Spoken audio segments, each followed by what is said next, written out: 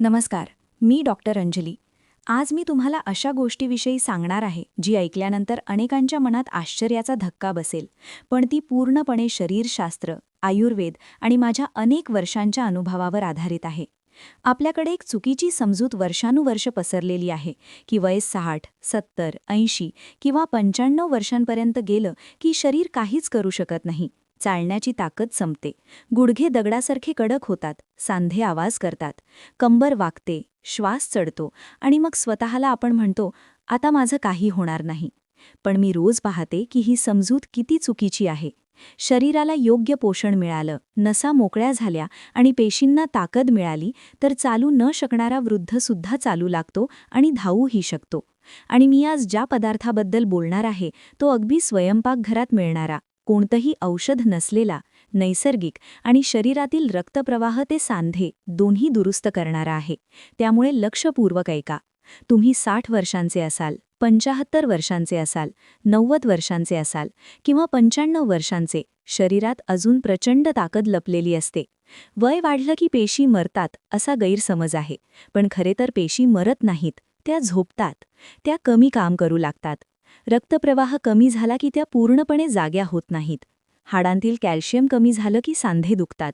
पायातील नसा कडक झाल्या की गोळे येतात. झोपताना पाय ताणल्यावर वेदना होतात. थोडं चाललं तरी पाय थरथरतात. वृद्धांना चालताना कंबर मागे ओढते, गुडघ्यात वजन जात नाही, पाय सुन्न होतात, पायाच्या तळव्याला जळजळ होते. पण हे वयामुळे नाही, हे कमकुवत पोषण आणि कडकलेल्या नसांमुळे होते. तुम्ही ऐकलं असेल, नदीला अडथळा आला तर तिचा प्रवाह थांबतो. तसंच आपल्या शरीरातील रक्तवाहिन्यांना अडथळा आला की पायाची ताकद थांबते. आणि तुम्हाला माहितीये का, पायात ताकद नसण्याचं खऱ्या अर्थाने मूळ कारण म्हणजे पोटाखालील नसांमध्ये कडकपणा येणे. त्या कडक झाल्यावर गुडघा, कंबर, मांडी आणि पाय यांचे सगळे हालचाल मार्ग मंदावतात. वय वाढलं म्हणून शरीर थांबत नाही, नसा कडक झाल्या म्हणून थांबतं. आणि याला बदलण्यासाठी औषधांची गरज नसते, महाग थेरपीची गरज नसते, योग्य पदार्थांची गरज असते. मी अनेक वृद्ध रुग्णांवर पाहिले आहे की चालू न शकणारे रुग्ण फक्त काही दिवसात इतके सुधारतात की ते स्वतः म्हणतात, डॉक्टर, माझ्या पायात पुन्हा जीव आला. एक आजोबा होते 84 वर्षांचे. 3 वर्ष चालू शकत नव्हते. मुलगा आधार देऊन नेत होता. जिना तर सोडाच, घरात 2 पावलंही कठीण होती. पण जेव्हा मी त्यांना हा पदार्थ दिला आणि योग्य वेळेस घेतला, फक्त 15 दिवसात ते स्वतः उठून चालायला लागले. इतकंच नव्हे तर ते म्हणाले की पाय गरम होतायत, रक्त धावतंय असं वाटतंय आणि जडपणा कमी होतोय. एक आजी होत्या 72 वर्षांच्या. त्यांना गुडघ्यात एवढं दुखायचं की रात्री झोप लागत नव्हती. पण नसा मोकळ्या करणारा हा पदार्थ घेतल्यानंतर त्यांची वेदना शांत होऊ लागली आणि चालण्याची गती वाढली. हे उदाहरण फक्त 2 नाहीत, अशा शेकडो सुधारणा मी स्वतः पाहिल्या आहेत. म्हणूनच मी ठामपणे सांगते, जो वृद्ध चालू शकत नाही तो हा पदार्थ खाल्ल्यानंतर धावू लागेल. हा वाक्य तुम्हाला मोठं वाटेल, पण ते वास्तवावर आधारित आहे, कारण हा पदार्थ शरीरातील सर्वात महत्त्वाच्या गोष्टीवर काम करतो: रक्तप्रवाह आणि नसांची मऊ हालचाल. नसांमध्ये गती वाढली की पाय आपोआप हलके वाटतात, गुडघ्याच्या सांध्यात चिकटलेली सूज उतरते, हाडांना पोषण मिळतं, शरीरात उष्णता नीट फिरते आणि सर्वात महत्त्वाचं म्हणजे पायातील जोडणारी ताकद परत येते. तुम्हाला माहीत आहे का, आपण पायात वापरतो ती सर्वात महत्त्वाची शक्ती म्हणजे जोडधरण शक्ती. ती एकदा वाढली की चालणं आपोआप सुधारतं. आणि हा पदार्थ याच शक्तीवर काम करतो. वयामुळे तुमची चालण्याची क्षमता संपलेली नाही.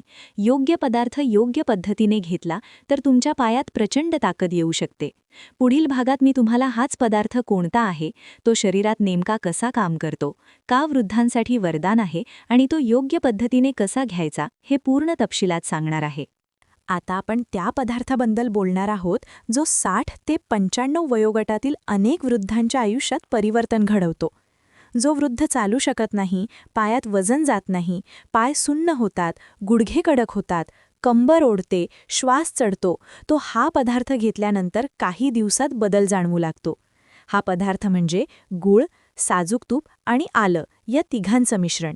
हा एक साधा पदार्थ वाटतो, पण त्याची शक्ती अपार आहे. मी अनेक वर्षे वृद्धांवर काम करताना पाहिलं की ज्यांच्या नसांमध्ये कडकपणा आहे, सांध्यात सूज आहे, पायात रक्त नीट फिरत नाही, अशा लोकांना हे मिश्रण देताच त्यांची ताकद परत येऊ लागते. आता तुम्हाला प्रश्न पडेल की हा साधा पदार्थ इतकं कसं बदलू शकतो? तर लक्षात ठेवा, आलं हे शरीरातील अडथळे तोडणारे, नसांमध्ये उष्णता वाढवणारे आणि रक्तप्रवाह तीव्र करणारे नैसर्गिक औषध आहे. त्यात असलेले दाहशामक गुण नसांवरील सूज कमी करतात. जिथे सूज कमी झाली तिथे रक्तप्रवाह वाढतो आणि जिथे रक्तप्रवाह वाढला तिथे पायाची पकड आपोआप वाढते. गूळ हे नैसर्गिक लोह आहे. वृद्धांच्या शरीरात लोहतत्व कमी झालं की पाय जड होतात, दमछाक होते, शिरा कडक होतात आणि चालणं अवघड होतं. गूळ रक्त हलकं करतो, लाल पेशींना ताकद देतो आणि शरीरातील पायापर्यंत रक्त पोहोचण्याची क्षमता सुधारतो. म्हणूनच गूळ घेतल्यानंतर शरीरात हलकेपणा जाणवतो. आता तिसरी आणि महत्त्वाची गोष्ट, साजूक तूप. तूप हे सांध्याचं सर्वोत्तम स्नेहन आहे. वय वाढलं की सांध्यातील लुब्रिकेशन कमी होतं, गुडघे टोचतात, आवाज करतात, पाय वळवताना वेदना होतात. तूप हे थेट सांध्यात पोषण देतं. तुपात असलेले गुण पायातील आणि कमरेतील कडकपणा कमी करतात.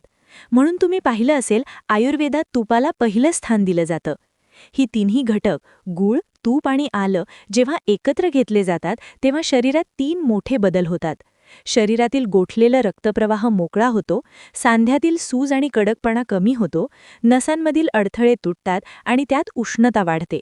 आता तुम्हाला हे लक्षात आलं असेल की वृद्धांना चालण्यात सर्वात मोठी अडचण कोणती आहे? नसा कडक होणे. आणि हा पदार्थ नसांना मऊ करून पुन्हा चालू करतो. हा मिश्रण घेतल्यानंतर वृद्धांच्या पायात गरमपणा येतो, जे अतिशय चांगलं लक्षण आहे. गरमपणा येणे म्हणजे नसा उघडत आहेत, रक्त वेगानं फिरतंय, पायांमध्ये जीव येतोय. यामुळे पायाचे तळवे हलके वाटतात, मांडी आणि कंबर यांचं ओझं हलकं होतं.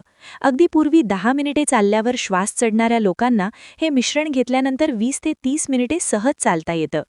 मी माझ्या रुग्णांना हा पदार्थ सकाळी रिकाम्या पोटी किंवा रात्री झोपण्यापूर्वी द्यायला सांगते, कारण यावेळेस शरीराची शोषणशक्ती सर्वाधिक असते.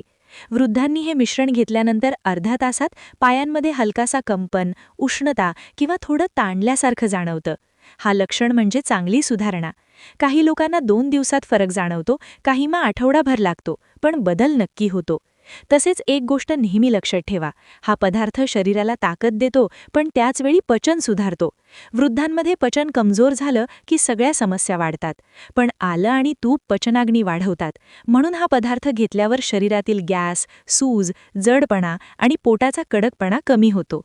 ज्येष्ठांच्या पायात सुन्नपणा असतो, पाय थंड पडतात, बोटांची टोकं मुंग्या येतात, या तक्रारींसाठी हा पदार्थ अत्यंत परिणामकारक आहे. कारण सुन्नपणा हा नसांमध्ये रक्त न पोहोचल्यामुळे येतो आणि हा पदार्थ रक्ताला जोर देतो. आता मी तुम्हाला त्याचं प्रमाण सांगते. 1 चमचा किसलेलं आलं, 1 मोठा तुकडा गुळाचा आणि त्यावर 1 चमचा गरम साजूक तूप, हे तिन्ही एकत्र मिसळून सकाळी घ्या. हा पदार्थ चाटणीसारखा खावा आणि त्यानंतर गरम पाणी घ्यावं. हा पदार्थ 3 आठवडे नियमित घेतला तर पायातील शक्ती प्रचंड वाढते. आता तुम्ही समजून घ्या, हा पदार्थ शरीराला कशाप्रकारे चालण्यासाठी तयार करतो. नसांना जागं करतो, रक्तप्रवाह वेगवान करतो, सांधे मऊ करतो, पचन सुधारतो, हाडांना पोषण देतो आणि शरीराला उष्णता पुरवतो. म्हणून चालू न शकणारा वृद्धसुद्धा हळूहळू चालायला, नंतर जलद चालायला आणि शेवटी धावायला सक्षम होतो. आता पुढच्या भागात मी तुम्हाला सांगणार आहे की हा पदार्थ घेतल्यानंतर कोणत्या गोष्टी नक्की करायच्या, कोणती काळजी घ्यायची, कोणत्या वृद्धांनी हा पदार्थ टाळावा आणि त्याचा जास्तीत जास्त फायदा कसा घ्यावा. आता तुम्ही हा पदार्थ कोणता आहे, तो कसा काम करतो, किती शक्तिशाली आहे, हे सगळं समजून घेतलं आहे. आता सर्वात महत्त्वाचा भाग म्हणजे हा पदार्थ घेतल्यानंतर कोणत्या गोष्टी नक्की करायच्या, कोणत्या चुका टाळायच्या, कोणत्या लोकांनी सावधगिरी बाळगायची आणि त्याचा परिणाम कसा दुप्पट करायचा. लक्षात ठेवा, 60 ते 95 वयोगटातील ज्येष्ठांसाठी शरीराची अवस्था वेगळी असते, म्हणून योग्य पद्धत वापरणं अत्यंत महत्त्वाचं आहे. मी माझ्या सर्व वृद्ध रुग्णांना हा पदार्थ देताना त्यांना काही खास सूचना देते, कारण या सूचनांमुळेच शरीराला पूर्ण फायदा मिळतो. पहिली गोष्ट म्हणजे हा पदार्थ घेतल्यावर किमान 1 तास जड अन्न खाऊ नये. हा पदार्थ शरीरात उष्णता तयार करतो, नसा मोकळ्या करतो आणि रक्त वेगाने फिरवत राहतो. त्यामुळे जर त्याचवेळी जड अन्न घेतलं तर शरीराचं लक्ष पचनाकडे लागतं आणि पदार्थाचा परिणाम कमी होतो. दुसरी गोष्ट म्हणजे वृद्धांनी हा पदार्थ घेतल्यानंतर पाय हलवणे खूप महत्त्वाचे आहे.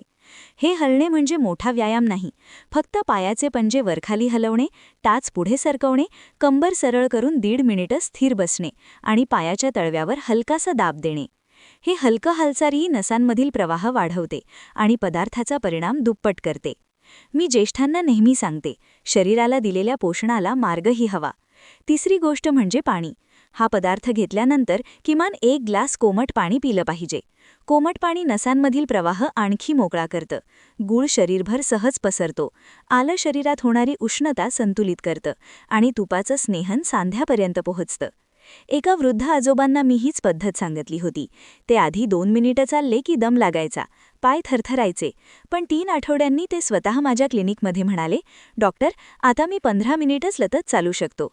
हे ऐकून मला खूप आनंद झाला. पण हा चमत्कार नव्हता, त्यांनी पद्धत नीट पाळली होती. चौथी गोष्ट, रात्री झोपण्यापूर्वी पाय गरम पाण्यात ठेवून 5 मिनिटं ठेवावेत. यामुळे पायातील रक्तप्रवाह झपाट्याने वाढतो, पायातील कडकपणा कमी होतो आणि सकाळपर्यंत नसा पूर्ण मोकळ्या होतात. ज्येष्ठांना विशेषतः सकाळी पाय कडक होण्याची तक्रार असते. हा उपाय ती तक्रार जवळजवळ संपवतो. 5वी गोष्ट म्हणजे ज्येष्ठांनी हा पदार्थ घेताना एक चूक अजिबात करू नये. अतिप्रमाण.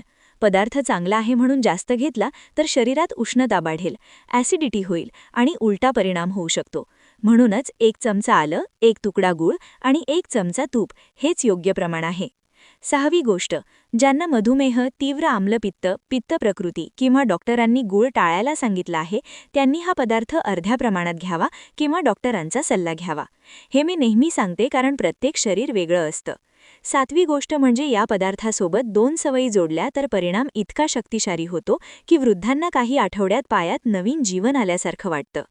एक म्हणजे सकाळी सूर्योदयाच्या आधी 2 मिनिटं खोल श्वसन. श्वसनामुळे शरीरात ऑक्सिजन वाढतो आणि पायापर्यंत रक्तप्रवाह मजबूत होतो. दुसरी सवय म्हणजे दुपारी किंवा संध्याकाळी किमान 5 मिनिटं सूर्यप्रकाश. सूर्यप्रकाशामुळे शरीरात व्हिटॅमिन डी तयार होतं आणि ते हाडं, गुडघे, सांधे यांच्यासाठी अमृतासारखं काम करतं. 8वी गोष्ट म्हणजे वृद्धांनी कधीही पाय थंड होऊ देऊ नयेत.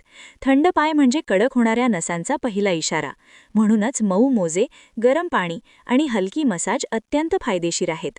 9वी गोष्ट म्हणजे या पदार्थाचा परिणाम जेव्हा सुरू होतो तेव्हा वृद्धांच्या पायात हलक्या मुंग्या येतात, उष्णता येते, कधीकधी पाय सुटल्यासारखा वाटतो. पण ही लक्षणं सुधारण्याची आहेत.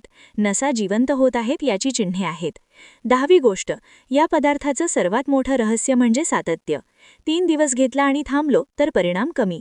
3 आठवडे घेतला तर फरक प्रचंड. 3 महिने घेतला तर पाय आधीसारखे होत नाहीत, ते मजबूत होतात. काही ज्येष्ठ तर दिलेल्या पदार्थासोबत सकाळी 50 पावलं चालायला लागले आणि 2 महिन्यात ते 50 पावलांवरून 300 पावलांपर्यंत गेले. शरीराला वेळ द्या. स्नायू, सांधे, नसा सगळं पुन्हा बांधायला वेळ लागतो, पण एकदा बळ आलं की ते टिकतं.